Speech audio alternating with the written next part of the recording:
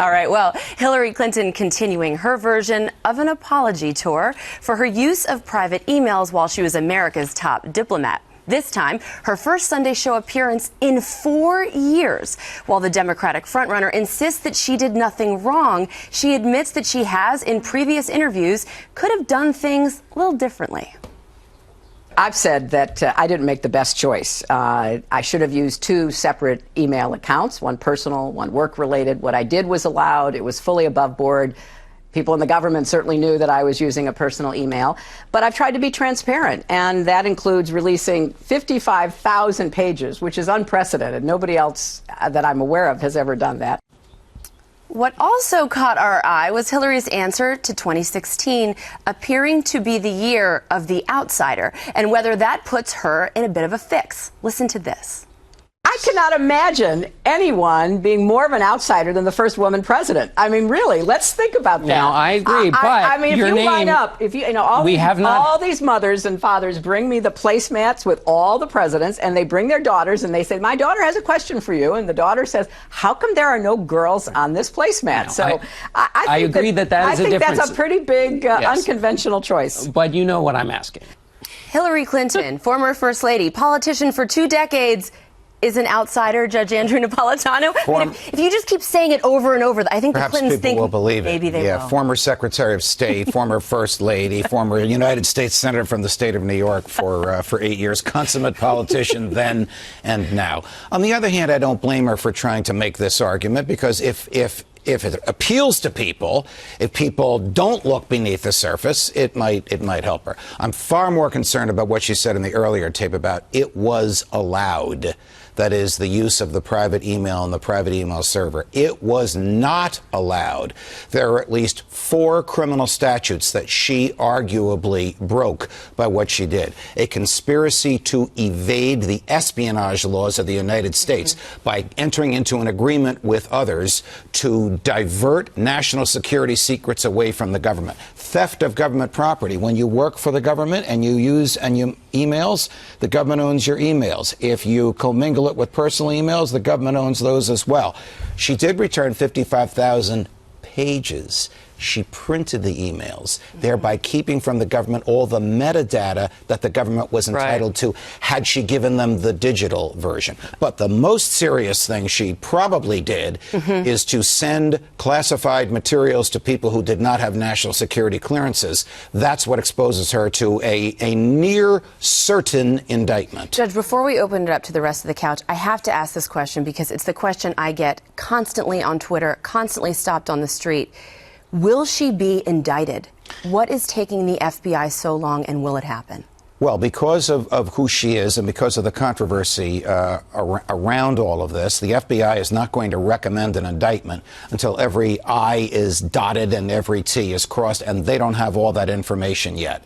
But the way it works is the team that's investigating her, which is the same team that investigated and asked for and got the prosecution and conviction of General Petraeus, will make a recommendation to their superiors in the Justice Department. What do you think the Justice Department will do? Call the West Wing of the White House. If the West Wing says we don't get involved in these things, she'll be indicted. If the West Wing blocks it, you will then see significant resignations on the part of some of the highest people in the FBI who simply will not tolerate the political interference with the enforcement of the country's most sensitive laws. You know what's interesting about what the judge just said? You were talking about metadata that she would have kept from the hands of the government by just handing over the printed pages. Think about how much metadata they have on all of us, and we're not being investigated by the FBI. It's just kind of ironic that she took that right out of their hands when, you know, we had to go through Congress to get our metadata protected. One of the funniest lines I've heard about her unwillingness to be forthcoming with Congressman Gowdy's Benghazi committee is, why go to her? Go to the NSA. They have everything already. You know, I would say this, though, Andrea, about the whole thing with the I am a real person and, you know, I'm an outsider because what else would a woman as president be?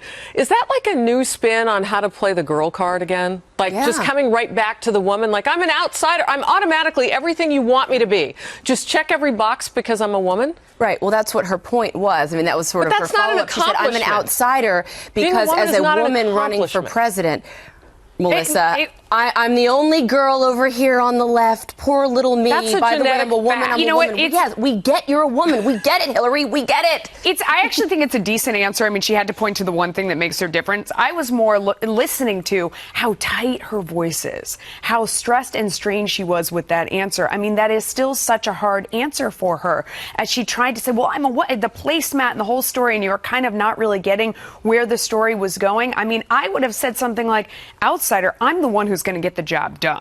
I know what I'm doing. I mean, why did she sort of accept the premise and then go? There was a better answer in there. Yeah, I mean, Kirsten, she can't seem to deviate from this woman card that she keeps playing. I mean, she seems to think that if she can just galvanate people to support her to be part of that historic vote that Barack Obama saw, the first black president. Now she's saying it's my turn. I'm the first woman president. She seems to think if she can just stay on this talking point, people will eventually feel like, okay, we'll give you your chance. Well, I think that the campaign, and I think she feels that they didn't do that last time, and they regret it. And then this time, this is a key part of. There are a lot of people who say that this is a history-making vote, and they're supporting her no matter what. The problem with what she said is she was also making more of an argument for Carly Fiorina.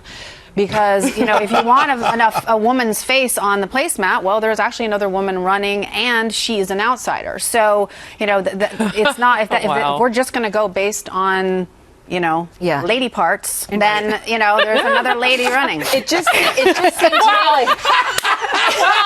I love that. I don't think that Kirsten usually is coming in with the good joke on this segment, but you won that one. That was nice. Well, good job. Hashtag lady part. If you're gonna go the lady part route, stick with the lady parts. The outsider just isn't believable. All right. In the meantime, in that very same interview, Hillary Clinton was asked to name 3 words that describe her. Watch how she answered. I can't possibly do that. I mean, look, I am a real person with all the pluses and minuses that go along with being that. And I've been in the public eye for so long that I think, it's like the feature that you see in some magazines sometimes. Real people actually go shopping. Oh, and to show just how real she is, there is reportedly a push in her campaign to get her up close and personal with voters. The Boston Globe, I should say, explaining to help foster more of these intimate exchanges that the Clinton campaign is focused on getting as many voters as possible in front of Clinton at a town hall style meetings. They leave time at the end for Clinton to work the rope line and create some of those critical personal exchanges. Speaking of rope lines, the real Hillary did this real dance while greeting supporters at a rope line in New Hampshire over the weekend. Wow. Okay, so I do remember the one town hall, Kirsten, where she told someone to get to the back of the line. It's not your turn. That was really the real Hillary, I think. But what about this? I mean, when you have to convince voters that you're a human being and not a robot, don't you think it's a problem? Yeah, I mean, the truth is, if you talk to people who know her, I've only spent a limited time around her. She actually is a really lovely person, and a lot of people don't want to hear that. But she's funny and she's engaging, and so I don't think that she's a bad person or an unfriendly person. But it doesn't. Like with so many politicians, she's not able to sort of translate that. And so you don't want to be saying things like, I'm a real person, which is reminiscent. Uncomfortable. Well, it's a reminiscent of, the first George Bush saying message, I care, when he was supposed to just be saying, I care, right? Yeah. Because the teleprompter said message. Right. And so it's a little bit like, and the shopping thing. She doesn't go shopping. Does she go shopping? I mean, what is she talking She about? colors her hair. She does yoga. She's a human being, Judge. She is not a machine. But I think she's maybe trying to recreate what her husband did with that I feel your pain moment, which was natural. And believe me, it worked, but she's not Bill. Oh, she does not have her husband's charisma. She also doesn't have her husband's joy of campaigning and interacting with people. Whether he loved it or not, I don't know, but he certainly seemed But he to made love you it. think that he Yes, did. yes, he did. And when she starts doing the rope line, it's faked. It does look like a robot dance, though. Yeah. As you watched her this weekend, though, one of the things that she said that I thought really was odd was, I can even talk about Kim Kardashian with the voters. That actually doesn't make you seem more relatable, because you probably have met them, and most average Americans have not met the Kardashians. Yeah. I mean, I don't, even in her sort of trying to kind of bring it back to the, I know what y'all are talking about moment, it's like, yeah, but we don't actually know them. Yeah. Well, Harris, you and I were Or cracking potentially. up because the night of the debate, when we were doing the post-debate online coverage, she had posted a picture, a selfie with Kim Kardashian. My point I guess exactly. she thought maybe she could get Just the like us. Kardashian vote. But I Yeah. love how Harris was just doing the robot dance. I was like, maybe that's what Hillary was trying to do. She was doing the It is robot. so uncomfortable to watch her. I mean, you watch her in that interview, she gets more and But it's a more. fun Her dance. eyes get bigger, she gets more manic, and it's really uncomfortable to watch. In 3 words, how can you not? I mean, who can't do 3 words? You know, I'm a wife, a mom, and a journalist. 3 words. I mean, I don't know, 3 words to describe yourself. That's one of the easiest things to do off the cuff if you're natural. And she just looks so incredibly uncomfortable. It makes you uncomfortable to watch her. I think she should stop trying to be warm and You know, believable. I want to ask you a quick question, Andrea, because you've done messaging for campaigns. Is it that she can't label the words or that she doesn't know which ones to pick? Do you think she's being coached on, you got to hit this point every time you're asked a question? I do, and I think Kirsten brings up a really good point. I mean, I've met Hillary too, and behind the scenes, she is lovely. She is a nice person. When she gave that Iran speech 2 weeks ago, and she was so tough and so fierce, I thought was strong. she needs to be more true to herself and be that. Maybe a little bit of Carly Fiorina, not smiling. I mean, just be tough because yourself. People don't care that she knows Kim Kardashian. People don't care that she can talk about Kim Kardashian, Kirsten. They care that she can get the job done. These are serious times, and she's looking like an unserious, inauthentic person. And she doesn't win points or voters when she looks unserious or inauthentic. Yeah. Yeah. No, and I did think in that interview it seemed like she was trying, you know, like they said to her before she went on, like, be a real person, you know, and so then she's like, funny, okay, I'm gonna laugh. be a real person. Oh, and yikes, it's but not- don't say and it. it's not comfortable for her. No. Right. And she's got the same 2 advisors, and she's so paranoid it seems like she won't really listen to anyone else.